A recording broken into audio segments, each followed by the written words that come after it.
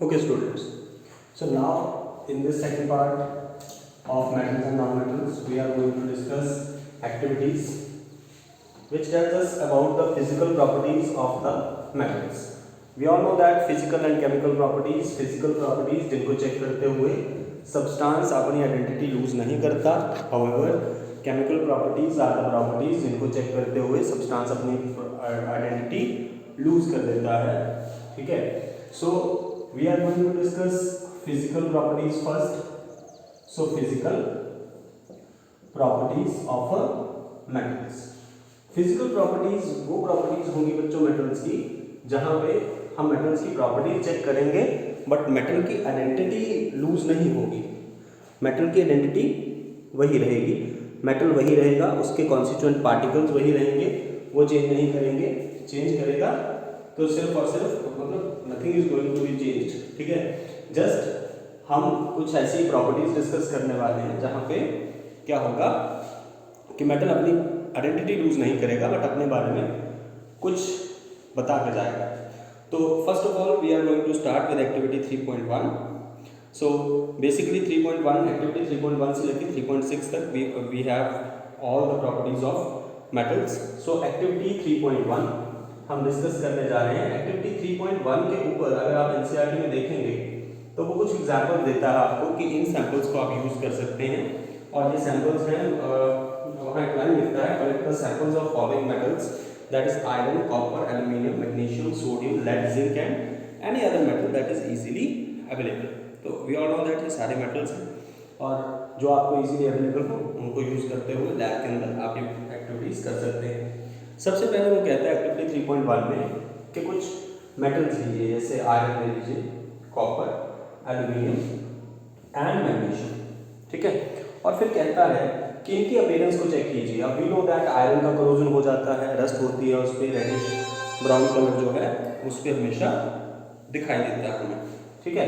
After that copper, इस पर भी ग्रीन कलर की लेयर डिपॉजिट हो जाती है. आफ्टर दैट एल्यूमिनियम, ठीक है, इस पर भी वाइट कलर की लेयर डिपॉजिट हो जाती है. और मैग्नीशियम, इस पर भी जो है वो ब्राउनिश कलर की लेयर जो है वो डिपॉजिट हो जाती है बच्चों. Right. Okay, wait a second. Okay, so we have metals iron, copper, aluminium and magnesium. और हो क्या रहा है कि वो कहता है कि इससे पहले कि आप उन्हें सैंड पेपर से क्लीन करें, जस्ट वैसे ही उनकी अपीयरेंस देखिए. तो हम सब जानते हैं मेटल्स अगर एयर के अंदर रहते हैं तो दे गॉट कोरोजन, और जिसकी वजह से उनका शाइनी सरफेस जो है वो डल हो जाता है. ठीक है. तो इसी को हमने कोरोजन पढ़ा था फर्स्ट चैप्टर में, ये वही है. तो इसीलिए आयरन के ऊपर रेडिश ब्राउन कलर की लेयर डिपॉजिट है, कॉपर के ऊपर भी जो है वो ग्रीन कलर की लेयर डिपॉजिट है, एल्यूमिनियम के ऊपर अगर आप देखेंगे तो वाइट कलर की या ब्लैकिश कलर की लेयर डिपॉजिट हो जाती है, मैग्नीशियम के ऊपर ब्लैकिश कलर की लेयर डिपॉजिट होती है. आफ्टर दैट वो कहता है clean these metals with the sand paper. ठीक है. सैंड पेपर लीजिए, आयरन मेटल को क्लीन कीजिए, कॉपर को क्लीन कीजिए, एल्यूमिनियम को, मैग्नीशियम को. What you got? You got shiny surfaces. ठीक है. जब आप सैंड पेपर से इनको क्लीन करेंगे, after cleaning with sand paper, cleaning with sandpaper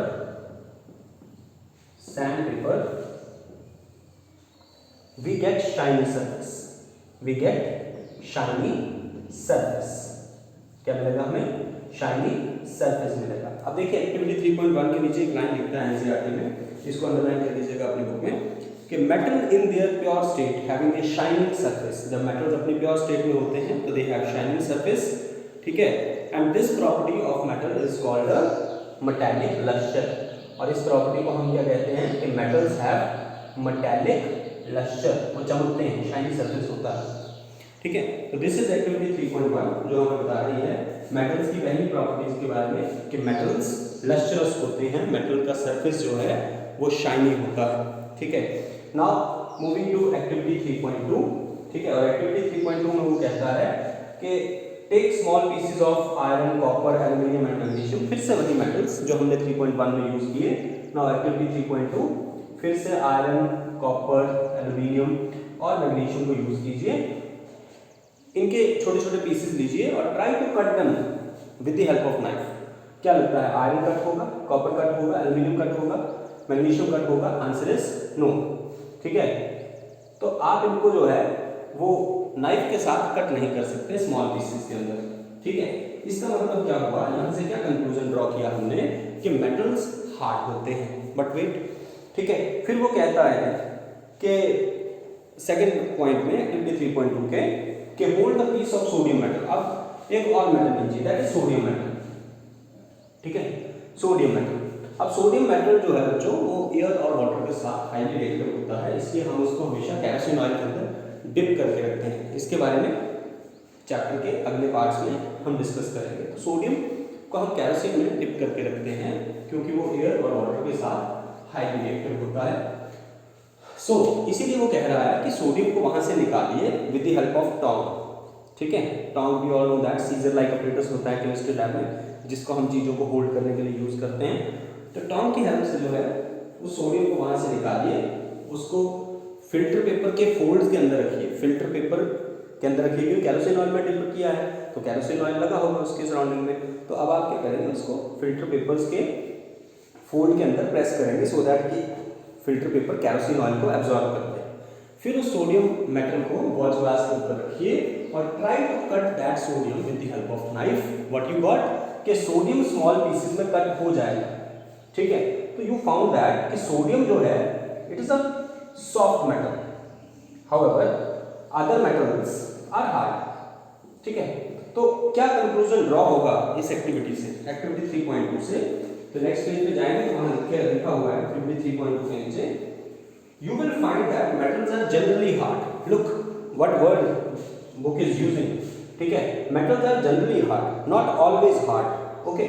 तो जनरल कंक्लूजन क्या है कि metals are generally hard, ज्यादातर केसेस में मेटल हार्ड होते हैं, कभी कभी सॉफ्ट हो सकते हैं। सोडियम जैसे मेटल्स कभी कभी सॉफ्ट हो सकते हैं, बट मेजॉरिटी ऑफ मेटल जो आपको मिलेंगे वो कैसे मिलेंगे, दे आर हार्ड, ओके। तो this is your activity 3.2। Now moving to activity 3.3. Activity 3.3 में वो कह रहा है कि take some sample, इस बार उसने सैंपल चेंज किए हैं, ठीक है। सो एक्टिविटी 3.3 और 3.3 में वो कह रहा है take pieces of iron Fe, zinc, Zn, lead. This is Pb. Remember that Pb is lead and copper. ये सारे मेटल दीजिए। Place any one metal on A block of iron and strike it 4 to 5 times with A hammer. What do you observe, ठीक है। तो कहता है कि इन metals को, आयरन को, जिंक को, लेड को, कॉपर को, इन सबको बारी बारी एक आयरन ब्लॉक के ऊपर रखिए और फिर इसको हैमर कीजिए, हैमरिंग कीजिए। अब देखिए किसी भी मेटल की आप हैमरिंग करेंगे तो क्या होगा, वो थिन शीट्स में कन्वर्ट होगा, ठीक है। तो इस एक्टिविटी से क्या कंक्लूजन निकलता है, आप चारों मेटल्स को रखेंगे, चारों मेटल जो है वो थिन शीट्स में कन्वर्ट हो जाएंगे, ठीक है। तो फिर वो कहता है यहाँ से, इस एक्टिविटी से क्या कंक्लूजन निकलता है कि metals have tendency to get converted into thin sheets, to get converted into thin sheets, and this property of metal is called malleability. क्या कहते हैं बच्चों इसको, malleability. Let me check the spellings. Okay, malleability. Okay, so activity 3.3 के conclusion में देखेंगे तो वो यही कहेगा, you will find that some metals can be beaten into thin sheets, okay, some metals, not all metals, okay, remember that सभी metals ऐसा नहीं कर पाएंगे, एक्सेप्शंस आर देयर, ठीक है।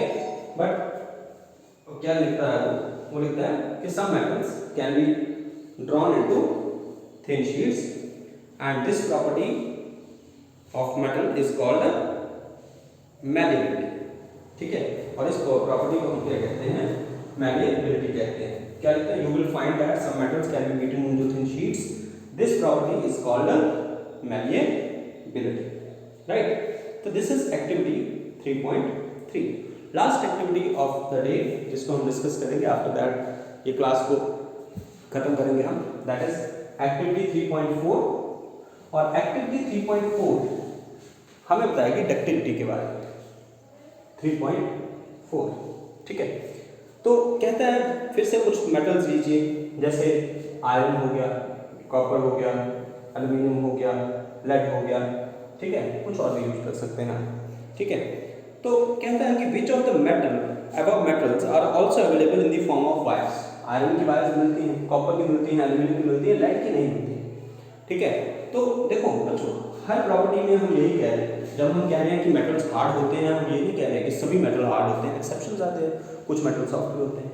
हम कह रहे हैं कि metals can be drawn into thin sheets but not all metals, some metals can be drawn into thin sheets. ठीक है, तो हम ये कह सकते हैं कि मेटल्स जनरली मैलिएबल होते हैं।